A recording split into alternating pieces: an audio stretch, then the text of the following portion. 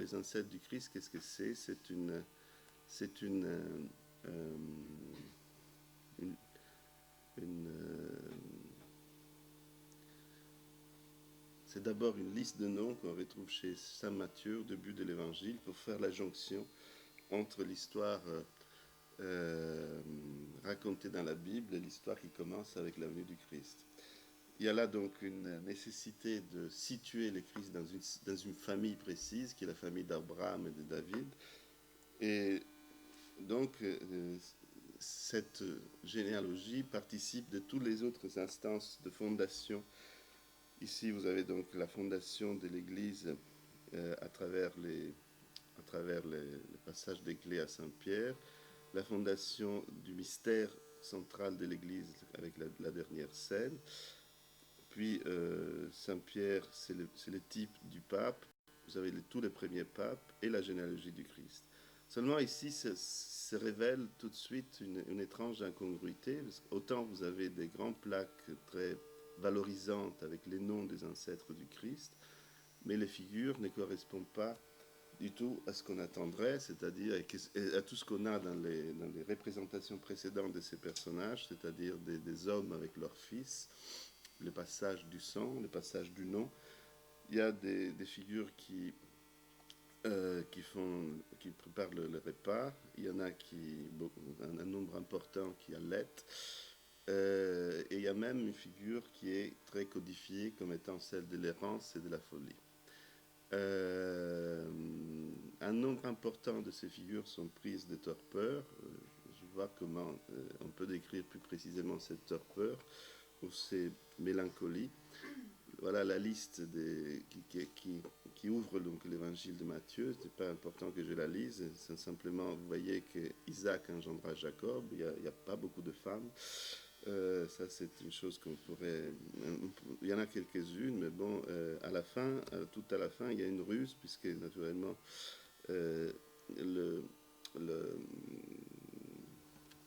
Joseph n'est pas le père du Christ, donc il y a une ruse linguistique qui consiste à dire et Jacob engendrait Joseph, le mari de Marie, la mère de Jésus. Donc il n'engendre pas Jésus. Ici, vous voyez Saint Matthieu qui est en train d'écrire cette liste avec tous les hommes qui sont tous là. Et à la fin, il y en a un qui est à la fois relié à cette liste et à la fois sorti de cette liste, c'est le Christ. Pourquoi ça? Parce qu'au fond, cette généalogie pose un problème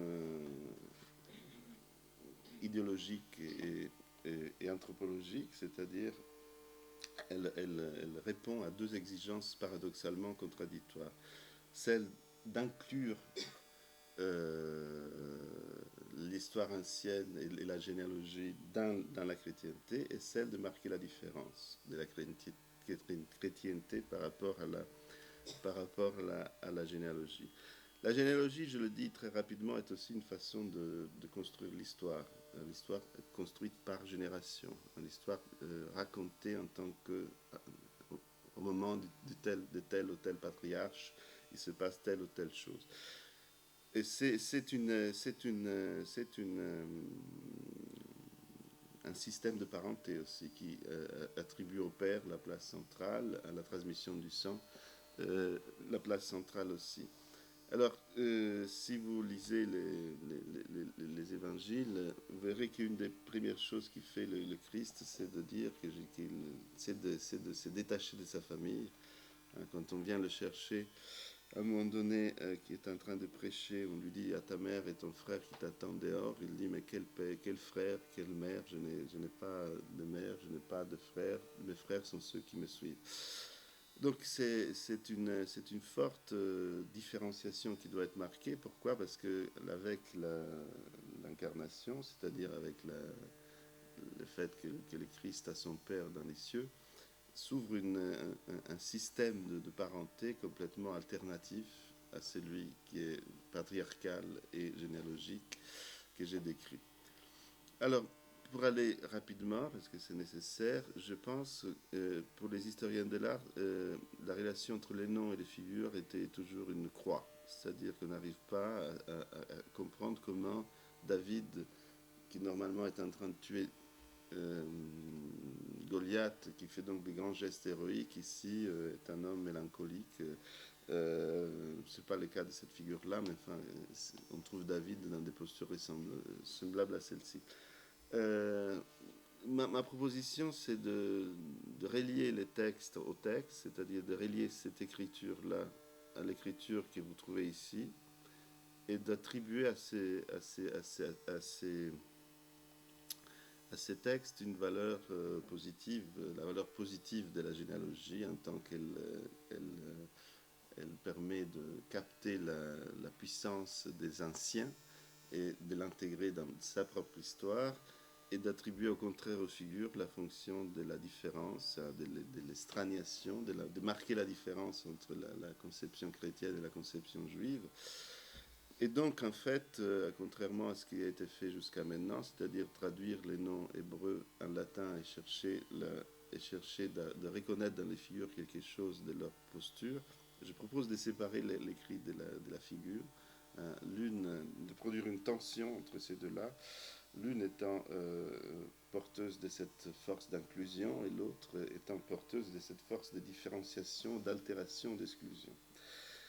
Alors, donc, ce sont les figures qui seraient les lieux de la production de l'altérité. Il faut imaginer, pour aller vite, quelque chose comme l'idée de les charger, ces figures, de les caricaturer pour les différencier de l'iconographie chrétienne. On va voir qu'il y a toute une série d'iconographies chrétiennes qui sont déformées dans ces figures des ancêtres du Christ.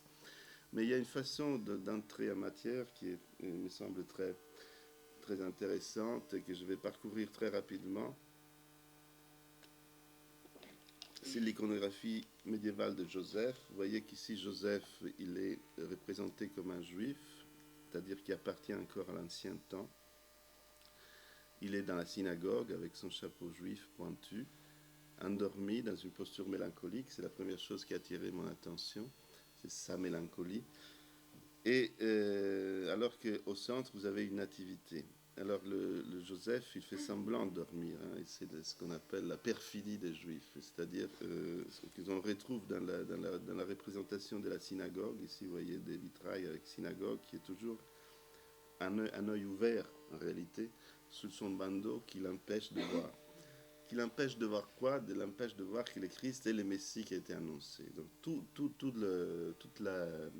l'iconographie, disons, déformée ou dévalorisée ou altérée de ses ancêtres dérive de cette cécité, c'est-à-dire du fait de ne pas avoir reconnu le Christ comme Fils de Dieu, et par conséquence d'être resté à l'extérieur de l'histoire chrétienne, en marge de l'histoire chrétienne.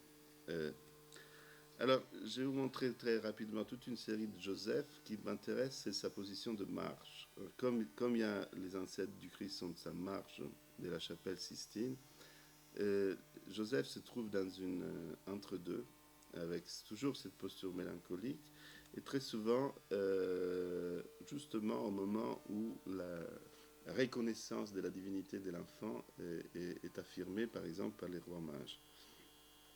Une autre caractéristique de Joseph qui m'a intéressé, c'est le fait qu'au lieu de s'occuper de vénérer son enfant divin, son enfant adoptif divin, il s'occupe d'aller chercher l'eau. Et donc, il faut le chercher pour le trouver. Il est très très en marge dans cette peinture. Il est allé chercher l'eau parce qu'il là est en train de réparer une chaussure.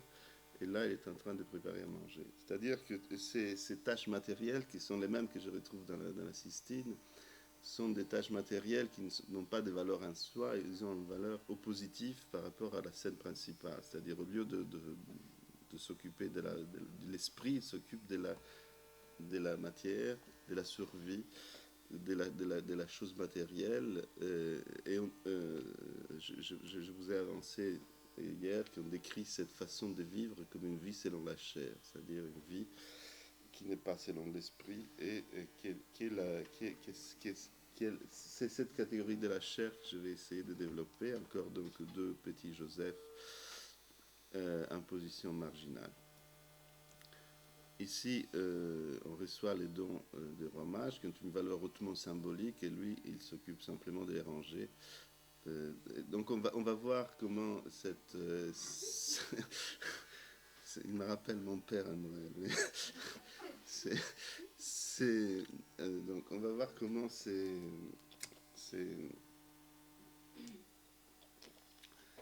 à un moment donné, cette avidité de Joseph va rencontrer une autre façon de charger les Juifs, de les considérer comme cupides, avares, et de les associer aussi à Saturne.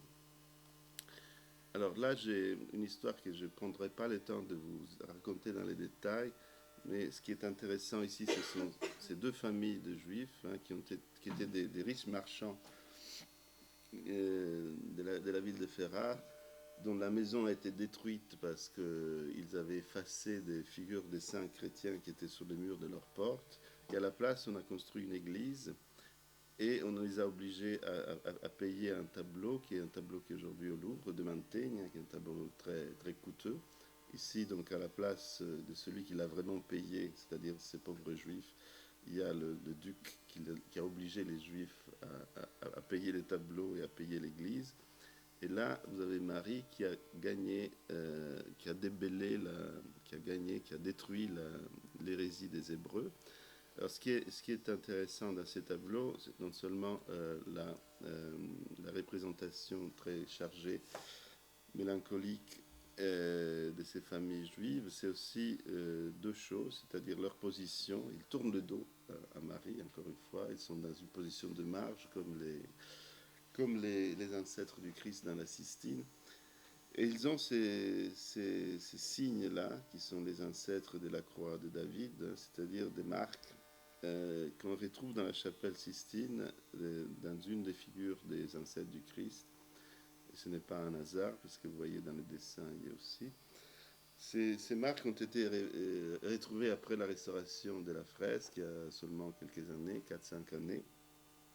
Et ils ouvrent tout d'un coup une perspective nouvelle sur cette fresque, parce que ce sont les signes des Juifs de l'époque de Michel-Ange. Donc ces Juifs sont à la fois ceux d'autrefois et ceux d'aujourd'hui. Là aussi, il y a une double temporalité qui s'installe, qui n'est pas celle de la typologie, mais qui est celle d'une altérité qui concerne à la fois l'autrefois et le maintenant. Et j'ai pu retrouver chez les ancêtres du Christ les peu de métiers que les Juifs de l'époque pouvaient faire, c'est-à-dire notamment repiécer ou refaçonner des habits d'occasion. Les prêts, vous voyez ici la bourse et la clé. Et là, c'est une espèce de figure assez caricaturale du l'usurier. S'ouvre ainsi pour moi tout un travail à faire sur l'association, puisque disons que les tempéraments, l'abandon du corps, la torpeur, sont tous des caractéristiques de Saturne. Je me suis donc demandé s'il y avait un lien entre les Juifs et Saturne, si ces liens étaient faits. Hein. Alors, ce lien n'a pas été fait tellement dans les textes, mais il a été fait dans les images, dans la vie propre aux images, à travers des almanachs qui représentent les enfants de Saturne.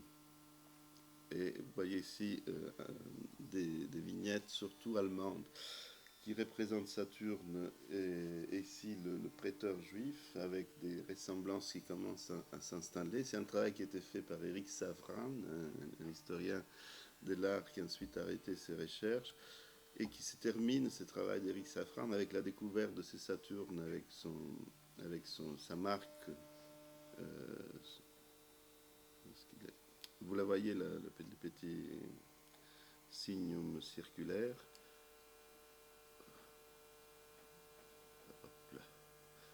Et l'écriture Saturne.